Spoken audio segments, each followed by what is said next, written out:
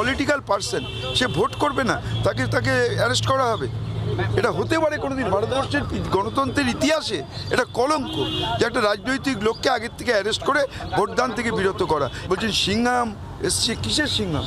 আরে তৃণমূল কংগ্রেসের কর্মীরা হচ্ছে পুষ্পা, ঝুঁকেগা নেই, ওরা ভয় ডর পায় না। লড়াই চলছে, লড়াই চলবে, এবং 4 তারিখের পরে বিজয় উৎসবেও দেখা হবে।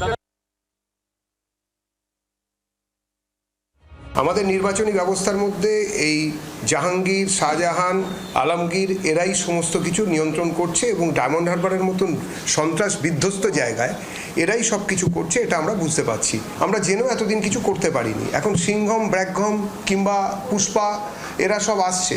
দরকার হলে সেরকম যদি হয়, তার মাথার উপরে যে আছে তার ঘরে অবধি পুলিশ যাবে, যদি ইসির বিরোধিতা এই লেভেলে হয়। একটি নির্দিষ্ট সোসাইটিকে, একটা সমাজকে সন্ত্রাস বিরোধী হিসেবে দাগিয়ে দেওয়ার দায়িত্ব নিয়ে দাগিয়ে দেওয়ার ব্যবস্থা করেছে হচ্ছে তৃণমূল কংগ্রেস।